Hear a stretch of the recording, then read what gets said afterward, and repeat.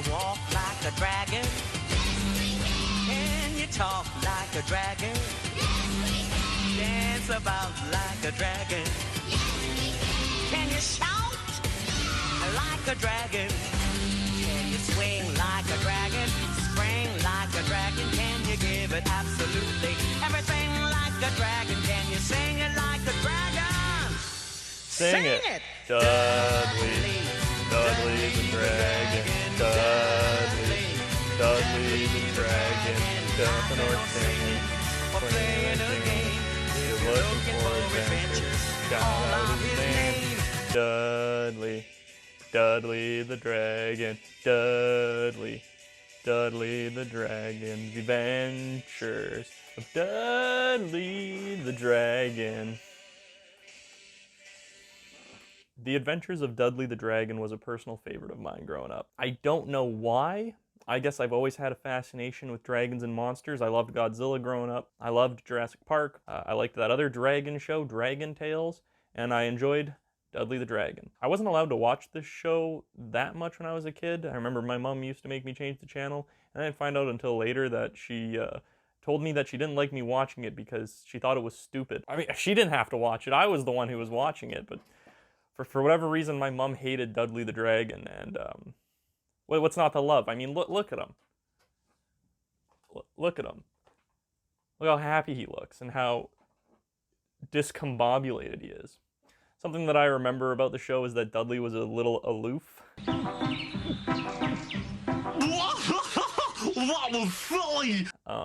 He was a weird guy. His tongue was always sticking out. His eyes were always going in different directions. He was a goofy character, and I think that's what I liked about him, is that he was both a monster of sorts, something that I was already interested in, and then he had a very nice slapstick appeal. The show used puppets as well as guys in suits. It has a charm to it. It kind of reminds me of like a cheaper Muppets or a cheaper Fraggle Rock. The lips don't always sync up.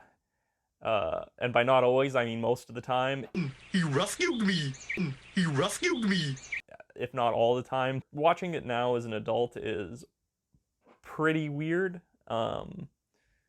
I can see what I liked about it still, but it's a very weird show. Dudley the Dragon kind of sounds like if Tony the Tiger was addicted to tranquilizers. There, girl! It's just so tasty! I'm having trouble figuring out what the morals in the show were. This might have been one of the reasons why my mom didn't want me watching it, and her reasoning for thinking it's stupid is that either the morals are unclear or how they're taught in the show is kind of arbitrary. Like, it doesn't really... Other kids shows had a more concrete way of sharing their lesson. Like, even Toy Castle, which I talked about last time, despite being a terrifying, surreal experience... by the end of the show, you understood what the lesson was. In Dudley the Dragon, they're eating giggle soup and talking about giggling. When you feel your tummy jiggle and your fingers start to wriggle, then you know you gotta giggle. I don't really know what the message is here. And I've watched a couple other episodes in preparation for this, and it's the same kind of thing. Like, even if you figure out what the message is, it's kind of like explained in like this, what was the point kind of way. Remember, but mark my words, giggle soup is a one-bowl soup. Now, you have to promise me that you won't have another bowl, Mickey. I promise. Julia? I promise. And, Dudley? What? But it's so delicious! Dudley? I promised Grandma Robin I wouldn't have another bowl of soup. I didn't say I wouldn't have a mug of soup. So Dudley's a little shit. So yeah, like he drinks like the giggle soup thing. Like Dudley promises that he's not gonna have another bowl, and then he's a little bit of a shit disturber, and he has a mug instead of a bowl because he didn't promise that he wouldn't have a bowl. And then he gets the giggles and he won't stop laughing, so they have to do a dance to get rid of it. Having double giggle soup makes your tummy loop-de-loop. There's no other way that's quicker than to belly laugh and snicker. But if you want to stop the giggles, then you got to get the wiggles. Get the wiggles! Wiggle, then you gotta do the wiggle.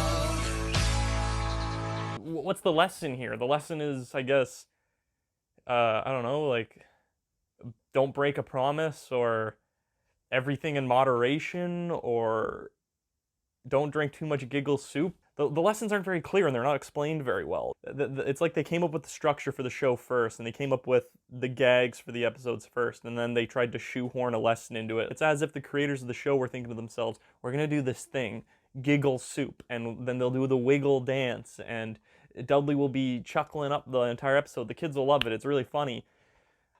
All right, what's the lesson here? So he drinks too much of the soup, and then he can't stop laughing. So, you know, you shouldn't drink too much giggle. I don't know. And that's what a lot of the episodes are like. At least the ones I've watched. Maybe in earlier seasons or later seasons, they start to get their shit together a little bit. But in the episodes that I watched, every episode seems like they came up with the gags and the structure of the episode first and then figured out the lesson along the way. So that's The Adventures of Dudley the Dragon, one of my favorite shows growing up. It had a really odd-looking character. It had bargain bin Fraggle Rock characters and unclear messages. I loved it growing up, but I can kind of see why my mom didn't like me watching it too much now.